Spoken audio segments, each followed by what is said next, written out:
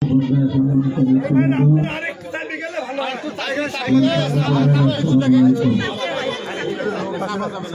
আপনাদের মাঝে এসেছি বাংলাদেশের সবচেয়ে জনপ্রিয় এইবারে সাবেক সফল প্রধানমন্ত্রী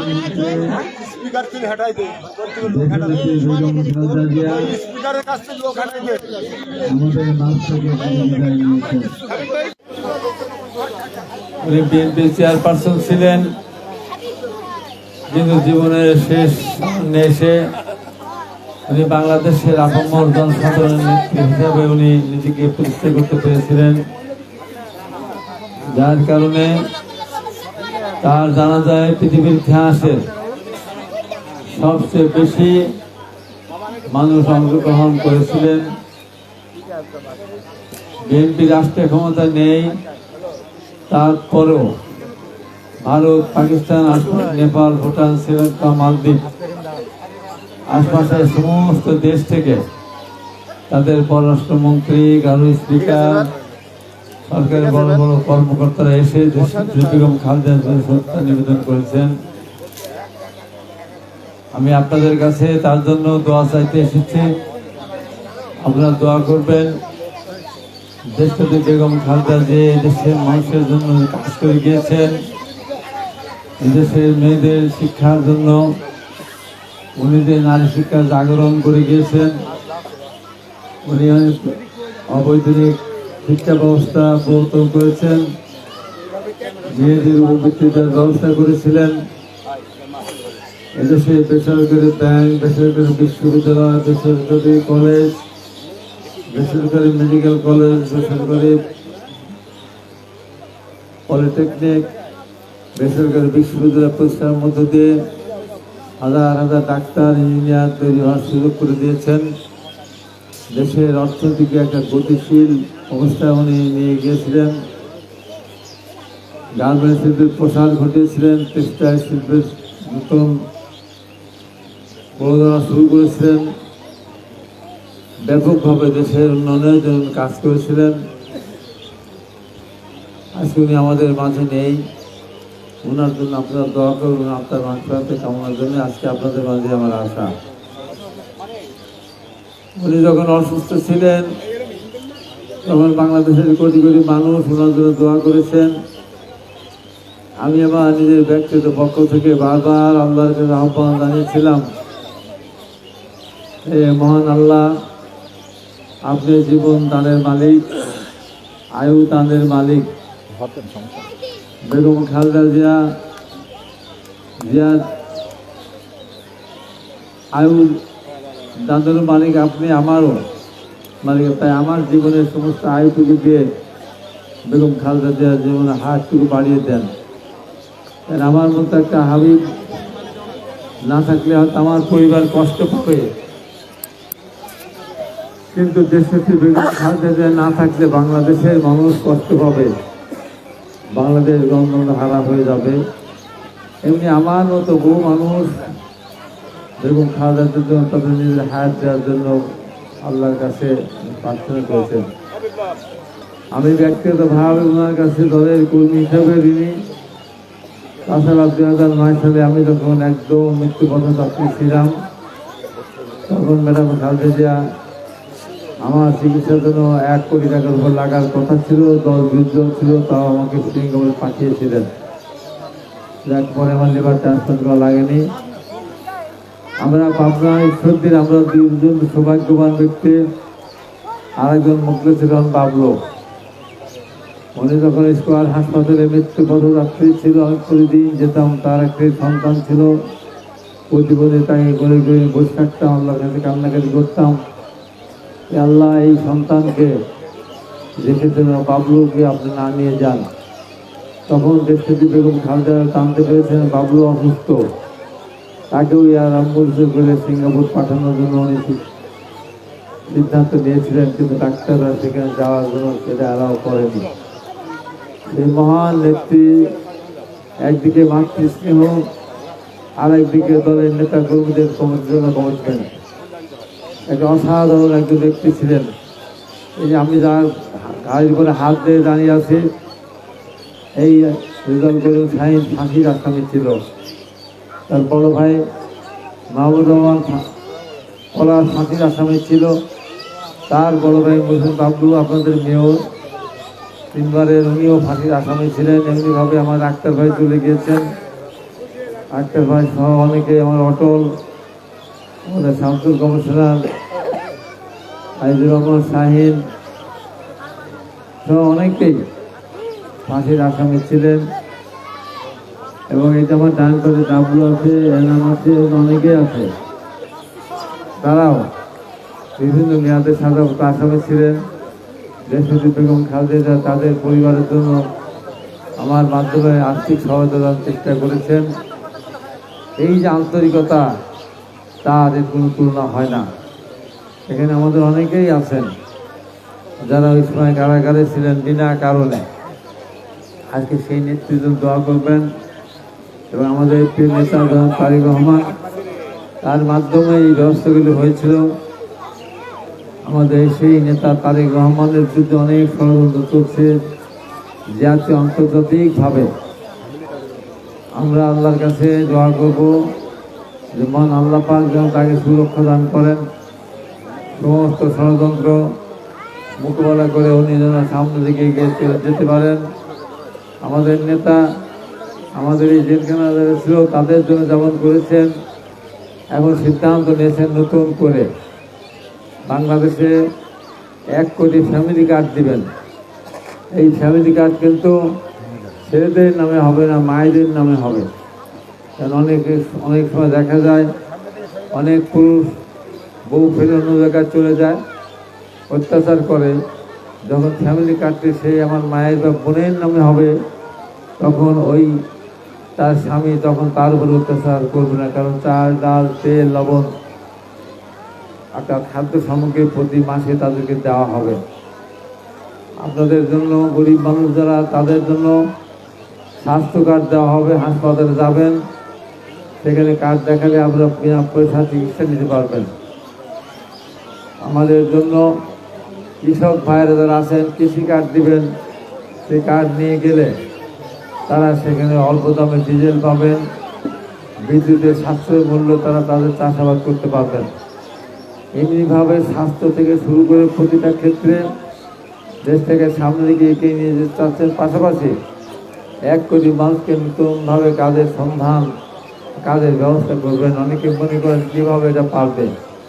শহীদ রাষ্ট্রপতি জিয়া রহমান যেমন বিদেশে লোক পাঠানোর মধ্য দিয়ে সৌদি আরবে গিয়ে ওয়াইসি সম্মেলন গিয়ে সৌদি বাদশার সাথে কথা বলে 1 কোটির উপর লোক এখন বিদেশে বসবাস করে, তার রেমিটেন্স পাঠায়।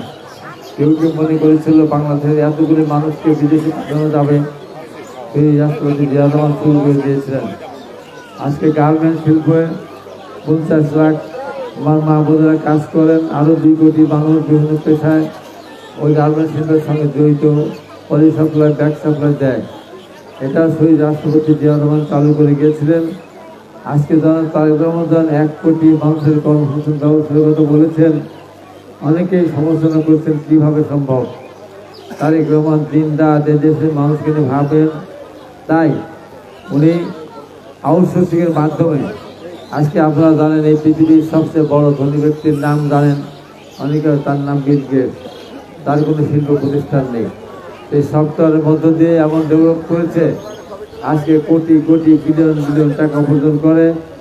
আমাদের নেতা জনাব তারেক রহমান সেই কথাগুলি ভেবেই আউটসোর্সিংয়ের মাধ্যমে আমাদের দেশের ছেলেদেরকে আইটি উদ্যোগ করে তুলে তারা পৃথিবীর বিভিন্ন দেশে তারা কর্মসংস্থানের মাধ্যমে বাংলাদেশ থেকে প্রতিযোগিতা উপার্জন করতে পারবেন এবং এই সমাধান করবেন। এমনিভাবে আরেকটি কথা বলেছেন, ছেলেমেয়েরা শিক্ষার পাশাপাশি বাংলা ইংরেজি আছে, সেখানে এখন এর বাইরে অপশনাল সাবজেক্ট যদি কেউ চায়না যেতে চান, রাশিয়া যেতে চান, তারপরে সৌদি আরবে যেতে চান, যিনি যেতে সেই ভাষাগুলি শিক্ষার ব্যবস্থা উনি রেখেছেন।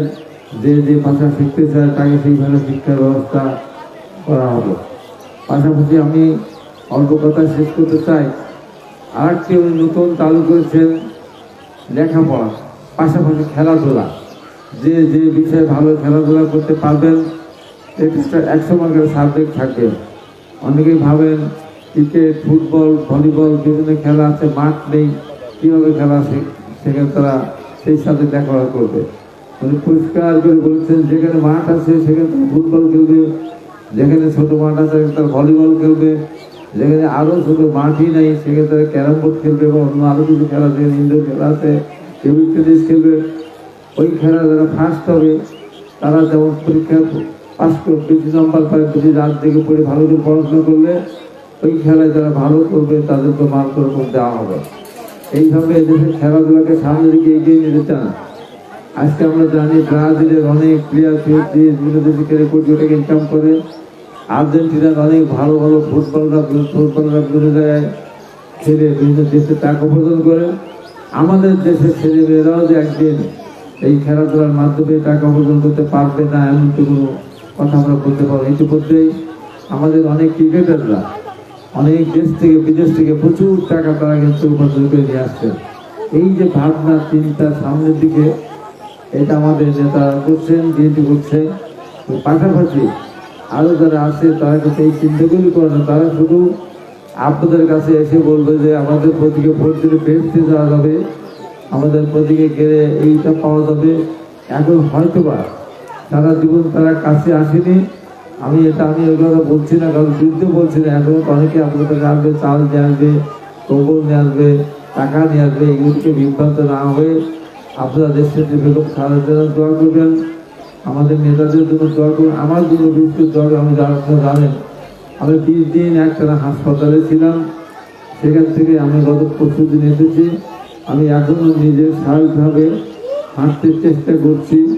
তারপর ডাক্তার আমাকে বলেছেন আরও কিছুদিন আমাকে এইভাবে চলতে হবে, তারপরে 5-6 দিন যাওয়ার পর আমি হয়তো সুস্থ হয়ে ইনশাল্লাহ আপনাদের মাঝে আগে আসতে পারবো।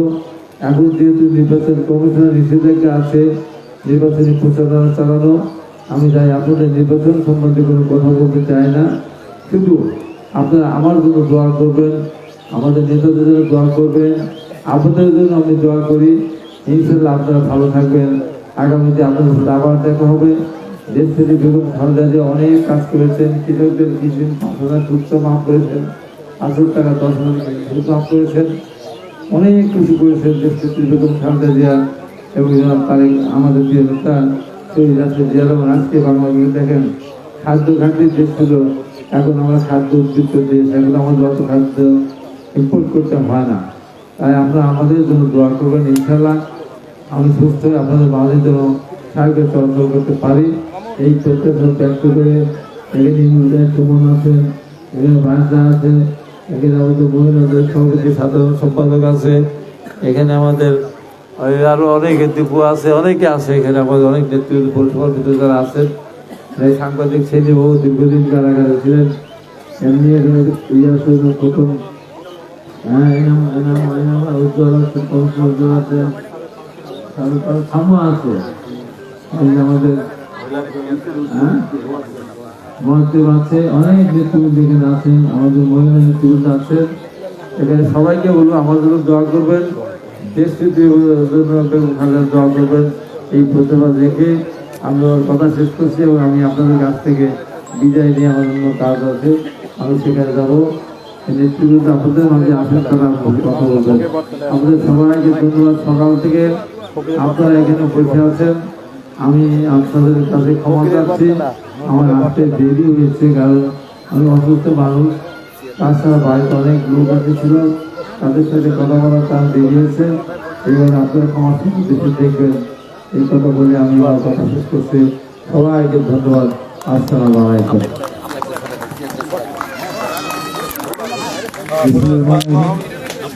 আজকে জুম্মার দিন আমাদের সময় হয়ে আসছে। এখন আমাদের নেত্রী বেগম খালেদা জিয়ার আত্মার মাগফিরাত কামনার্থে এবং বিশ্বজাতীয় গণমানুষ নেতা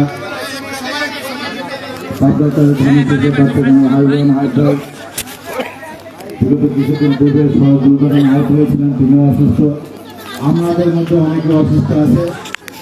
এখন আমাদের কেন্দ্রীয় রাজনীতিতে ইমাম সাহেব দোয়া পরিচালনা করেন আত্মরক্ষা করে তার মনোভাবকে আমাদের নেতৃত্ব আমাদের সকলের জন্য, আমরা সকলের জন্য দোয়া করবেন। আসসালামু আলাইকুম। আমরা সকলে একবার সূরা ফাতিহা পড়ি, 3 বার সূরা ইখলাস পড়ি। আউযু বিল্লাহি মিনাশ শাইতানির রাজিম। বিসমিল্লাহির রহমানির রহিম। আলহামদুলিল্লাহি রাব্বিল আলামিন। আররাহমানির রহিম। মালিকি ইয়াউমিদ্দিন। ইyyaka na'budu wa iyyaka nasta'in। ইহদিনাস সিরাতাল মুস্তাকিম। সিরাতাল লাযিনা আন'আমতা আলাইহিম গহাইরিল মাগদুবি আলাইহিম। বিসমিল্লাহির রহমানির রহিম। কুল হুয়াল্লাহু আহাদ। আল্লাহুস সামাদ। লাম ইয়ালিদ ওয়া লাম ইউলাদ ওয়া লাম ইয়াকুল লাহু কুফুওয়ান আহাদ। বিসমিল্লাহির রহমানির রহিম। কুল হুয়াল্লাহু আহাদ। আল্লাহুস সামাদ। লাম ইয়ালিদ ওয়া lam yulad wa lam yakul lahu kufuwan ahad. Bismillahir rahmanir rahim. Alhamdulillahi rabbil alamin. Wassalatu wassalamu ala sayyidil anbiya'i wal mursalin wa ala alihi wa ashabihi ajma'in. Rabbana zalamna anfusana wa illam taghfir lana wa tarhamna lanakunanna minal khasirin. Ya Allah, ya arhamar rahimin, ya Maulay Karim. জুমার দিন ইয়া আল্লাহ, জুমার নামাজের আগ মুহূর্তে আল্লাহ অনেক মা বোনদেরকে নিয়ে, আল্লাহ অনেক বাপ বয়সী মানুষদেরকে নিয়ে, যুবকদেরকে নিয়ে আল্লাহ আপনার শাহী দরবারে হাত উঠেছে। আল্লাহ ইয়া আল্লাহ আরহামার রাহিমিন, ইয়া মাওলাই করিম, এরা প্রত্যেকেই ইয়া আল্লাহ আপনি জানেন। ইয়া আল্লাহ আমাদের দেশনেত্রী বেগম খালেদা জিয়ার জন্য সকলেই মর্মাহত অবস্থায় আছেন। ইয়া আল্লাহ আরহামার রাহিমিন, ইয়া মাওলাই করিম, আমাদের দেশনেত্রী বেগম খালেদা জিয়াকে আপনি মাফ করে দেন। আল্লাহ ইয়া আল্লাহ জানি না কবরস্থ অবস্থায় কী অবস্থায় শায়িত আছেন। ইয়া আল্লাহ মানুষ হিসেবে যদি উনি কোনো ভুল করে থাকেন আল্লাহ তাকে মাফ করে দেন। আল্লাহ যে সমস্ত ভালো কাজগুলি উনি করেছেন ইয়া আল্লাহ আরহামার রাহিম, তার উসিলায় তাকে আপনি জান্নাতুল ফিরদাউসের ব্যবস্থা করে দেন। আল্লাহ ওনার স্বামী শহীদ প্রেসিডেন্ট জিয়াউর রহমান, আল্লাহ ওনাকেও আপনি মাফ করে দেন। ওনার ছেলে আল্লাহ কোকো, ওনাকেও আপনি মাফ করে দেন। ইয়া আল্লাহ আরহামার রাহিমিন, ইয়া মাওলাই করিম, এই ভাঙ্গা অবস্থায় দেশকে ইয়া আল্লাহ আগা নেওয়ার জন্য ইয়া আল্লাহ আরহামার রাহিম, তার ছেলে আল্লাহ জনাব তারেক রহমান আল্লাহ হাত দিয়েছেন। ইয়া আল্লাহ রহমান রহিম, তার এই হাতকে আপনি কুদরতি হাতে শক্তিশালী বানিয়ে দেন। আল্লাহ আল্লাহ সমস্ত আল্লাহ হিংসুকদের হিংসার থেকে হেফাজত করেন। আল্লাহ সমস্ত আল্লাহ অরাজকতা যারা সৃষ্টি করতে যাচ্ছে তাদের থেকে আমাদের দেশকে হেফাজত করেন।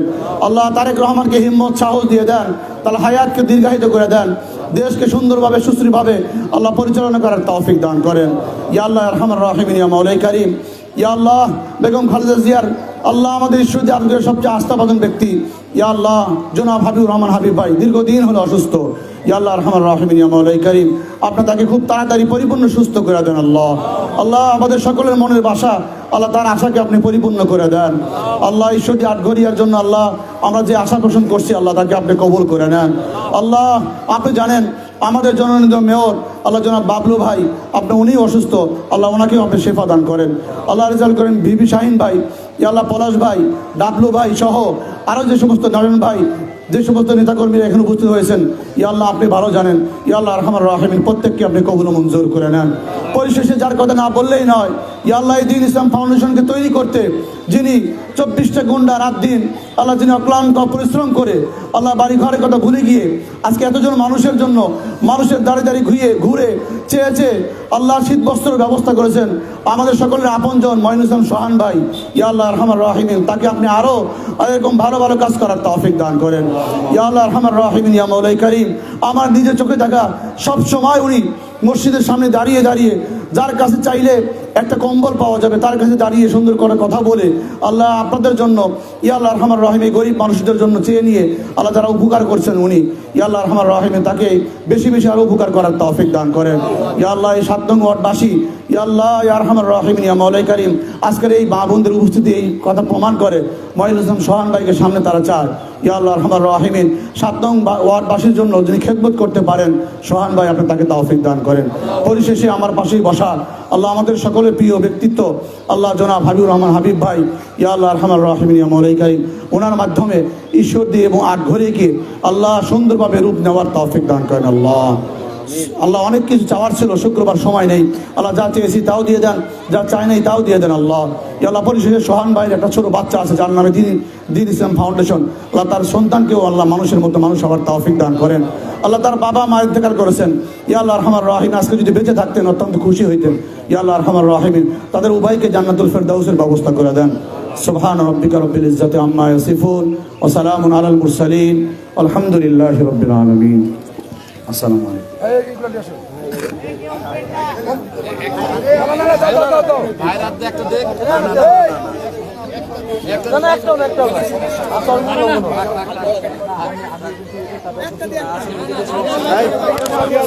ক্লিয়ার করতে দাদা বাড়া যাবে ভাই, ক্লিয়ার করে নাদিম ভাই জায়গা অসুস্থতার মাঝে আমাদের মাঝে সাধারণ মানুষের যাকে আমাদের